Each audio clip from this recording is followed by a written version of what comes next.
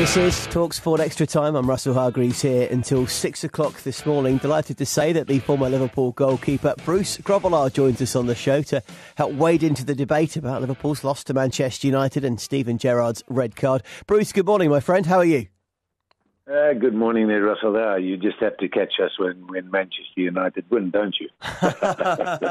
Now, normally when we speak, you've been doing something exciting or wacky. You were doing a speech in the Arctic Circle. You were on the way back from a big NHL game. Anything today, or is it a quieter Sunday in the Grobbelaar household? No, we are just on our pre-season build-up. So we had a game in Montreal on Friday, and the weekend was very easy. We had to meet the fans yesterday with Ottawa Fury, and then a nice lazy day watching first Liverpool's disappointment, and then Chelsea, and then the La Liga game, the grand one with Real Madrid, Barcelona. Yeah, I'm going to talk to Philippe de Bruyne about that game a bit later on in the show. Well, Bruce, let's start with obviously Liverpool, clearly, and I think we've got to go with Steven Gerrard first, haven't we? Your take on the red card and maybe just kind of what was going on in Stevie's head in and around it.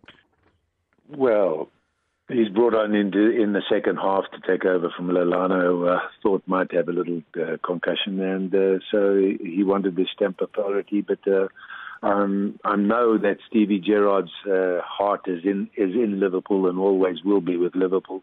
But his head, unfortunately, was in Los Angeles. Yeah, I mean, we've had a couple of fans say that maybe he's already on that plane mentally, and obviously there is a lot of upheaval that's happened to Gerrard. We know that there's a lot of uncertainty moving forward, but he clearly was galvanised and up and focused on the task in hand, and for whatever reason, over-motivated and probably over-focused. Well, yes, as he said himself, he takes full responsibility of what his actions were. A lot of other referees would have just given him a yellow and just warned him and said, listen, stamp it out, because there were some other hefty tackles and also some challenges that could have gone, either way, especially the Balotelli incident when the fans kept him off the field to have a go at the young lad, which actually saved him from getting a second, Liverpool from getting a second red. Yeah, absolutely. That was an incredible scene, wasn't it? Because you just see Balotelli start to either react or maybe move to react. And yeah, the fan who got him in kind of a chokehold and tapped him on the back and calmed him down probably did the club and Mario more than anyone quite a good service. Yeah, I think they did. It's just unfortunate that we get back into the game with 10 men, and actually we played better with 10 men than we did with 11. And it's remarkable, the statistics that when the teams go down to 10 men, how it brings the best out of all the teammates, and which happened with Liverpool. And unfortunately, we didn't get the second. We could have, but we didn't. And Manchester United went on to hold on. A couple of other potential disciplinary issues during the game. I mentioned briefly before you joined us, Bruce, about Phil Jones's pretty robust tackle that could have seen red, didn't. Close call maybe. And of course, I wonder what will happen with Martin Schgertel now for a similar-ish kind of stamp to Stevie G in a way. Well, you see that with the cameras on you all the time. Every person's got 2 or 3 cameras on them when they do something now. And, it depends what the FA are going to look at and if they are going to make a decision. But let's not take it away from what was suggested to be one of the great games, one of the great games. But we were outplayed for sure in the first half, and when we went down to in the second half, when we went down to 10 men, we actually took the game to them. And unfortunately for the Liverpool fans, they never saw De Gea make any saves. We scored a fantastic goal, Sturridge, near post, but nothing after that. Just going back to Steven Gerrard for a second, if we can, Bruce, just in the kind of wider picture, Toby Gillis, my newsreader, has spoken a fair bit about these stats in the last few months about how often Liverpool win and don't win when Steve is in and out of the team. And of late, the suggestion is that Liverpool are a more effective team in terms of results without Gerrard. Is there a fair angle to that, or is it just stats being misleading? Or what's your take on Gerrard in this team in these final 6-8 games of his Liverpool career, and whether he's worth a place in it? Well, you have to have a look at that. He did get injured, so he's been out of the side. And when he was in the side, I think that the team were too frightened to do anything that they could. Like the Henderson, he's blossomed into becoming a fantastic passer of a ball. He runs off the ball very well. His marking is superb. And the rest of the team, like Alan, he comes in and he helps out a lot. A lot of the team, when Stevie Gerrard is there, are frightened to do those sort of things. They want to give Stevie to do it. And with Stevie out, they have to do it for the team. And they are playing much better without him than with him in the side. Although Stevie gives you a lot once he's in the side. Okay, so what a game. Very, very interesting from Liverpool's point of view now for what they will pull out of the bag for the rest of the season. Bruce, let's just talk about Manchester United maybe for a second. Played well, and Juan Mata is a real find back into the team. Many would say he should never have been out of it and should have been used more wisely, but now he's back in a role that he relishes. He's delivering, and he seems to like doing it against Liverpool, funnily enough, as well, doesn't he?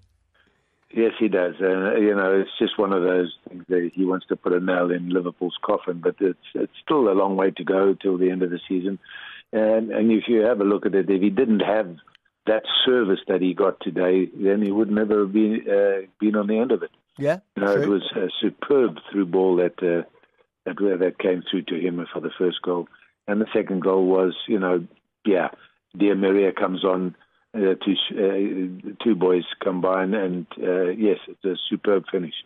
So that fight for top four, Bruce, is all the more compelling as we run toward the end of the season. And of course, Liverpool won't have Gerrard for 2 league games and an FA Cup game as well, that Blackburn replay. What do you feel? Do you think Liverpool will win the Cup? Do you think they will make top 4? Just in light of what we've seen yesterday, what's your gut feeling now?